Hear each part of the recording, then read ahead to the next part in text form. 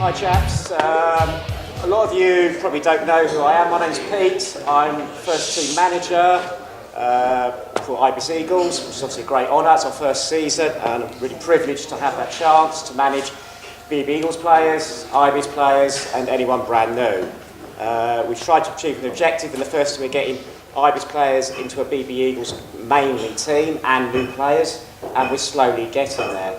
I'm going to go back to probably last May, and for the uninitiated, we had very few players last season.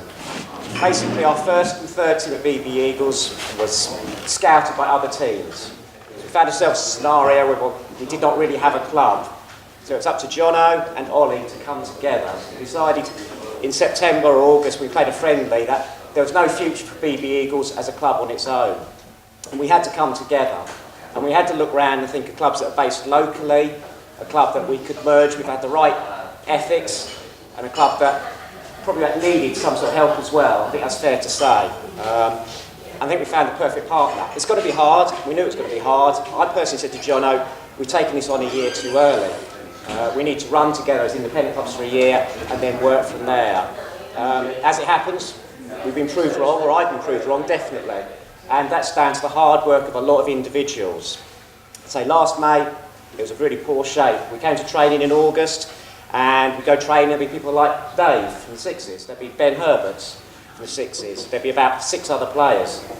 So in theory, we had nothing to go from. But what we had to rely on, with regards to the guys in the ones, we had new guys like Dan Morgan, we had new guys like Fraser McDonald, we had new guys, Tom Hall, and we played it very straight with these guys. We said to them, it's going to be very hard this season. First team standard football is very, very good. It's almost semi-pro. In order to qualify for that standard, you actually have to put the work in. You have to have the faith. Okay? And like Dan Morgan and Fraser have stuck with it. Okay? So on that objective, we've worked together. These guys had absolutely nothing to buy into, just other than the fact that they believed in what we were saying. We've built week by week, month by month. We've now got a team that's challenging towards the top end of that division. Okay, that is down to hard work. It's equally down to guys that go training on Wednesday night, guys like Manuel who do the training sessions, guys like Joe Brophy who's helped tremendously at training. Okay, it's bringing together 2 teams together down in Battersea, and that's worked very well. Okay, this season we've now had to rely on availability, and it's the same issue exactly as Jack will say. 55 players in the 2s.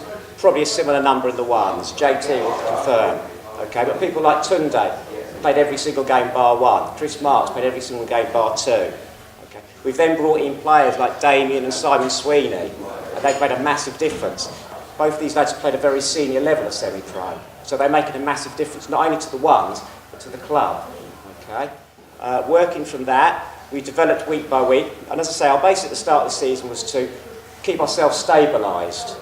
We've done that. We beat the teams we had to beat. I think the 5 or 6 teams around the bottom end of the table, we got at least 3 or 4 points off every single one of those.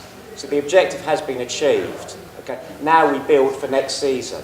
Okay. What I also want to point out to the guys in the 6s, guys in the 5s, 4s, whatever, someone like Aaron Openshaw is a perfect example. Aaron, probably 2 years ago, was playing 5s, were you? Goalkeeper, 3 years ago. 3 years ago, playing in the 5s. Okay.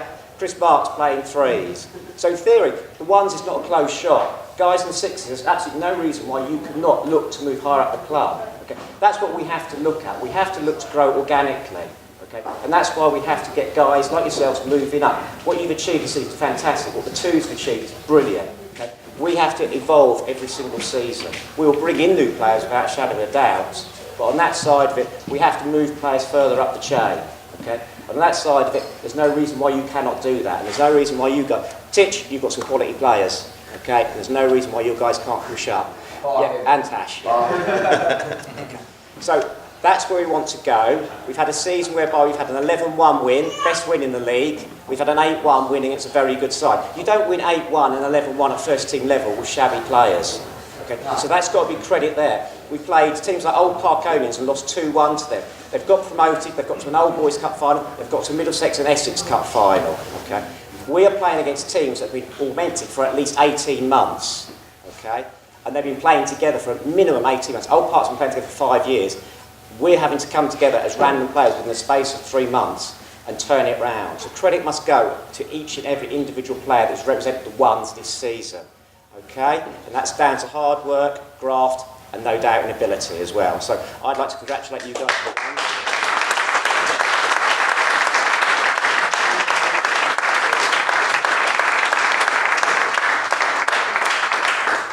Equally, similar to the point that Jack's making, it's also very difficult. Sometimes players do move from ones to twos.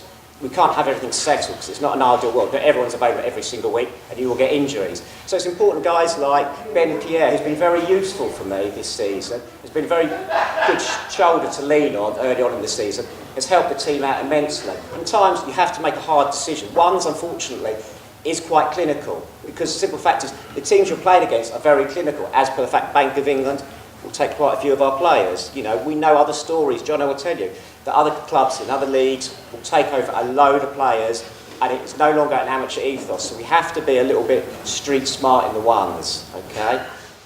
Now moving on from that, it's great we've got so many faces here. It's great there's so many people from all sides of the club. Obviously my objective, Ollie's objective, hopefully will be to integrate more next season. I think that's the way forward.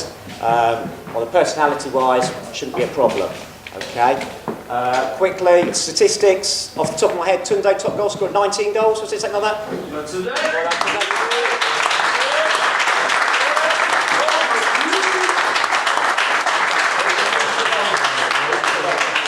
Okay, lads, I'll quickly go through the awards. Clubman of the Year or Manager's Player of the Year, whichever way you want to look at it. Christopher Marks.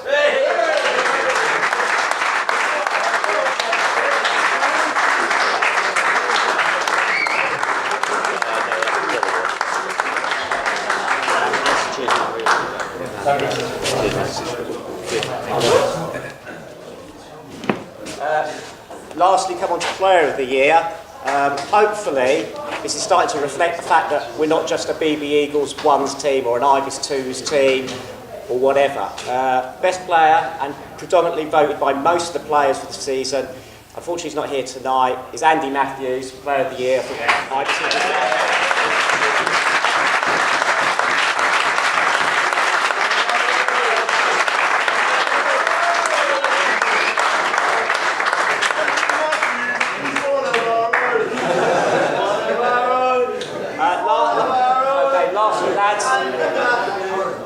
Just quickly, from an administration point of view, from a training point of view, I think I mentioned Manuel earlier, I don't know if he's around next season, I'm not sure. Okay, certainly I'll be in communication with all relevant skippers. We need to get things hitting the ground early during the season, okay? So we'll probably start training the ones at the end of July. Yeah, it will be the end of July. It will be the last week at the end of July, trust me. And then what we'll try and do is open it up in August to the rest of the club, okay? We'll probably do Gunnersbury Park initially until you get Batsy available, okay? The idea then is to get everyone involved. It's really important you get to know people. You'll stick at a club if you get to know people you're playing with. If you're playing with 11 random people, you will not stick. You stick together, you turn up at training, play week in, week out. I can see more success for Vic's boys, I can see more success for Ed boys. Teachers boys, you really deserve success. You've got so many good players. Okay, Ollie, you know, get a bit of stability, you've got a good team there. Jack, you've done it. You know what you're doing. So let's move on as a club, individually and collectively as teams. Okay, boys? Thanks very much.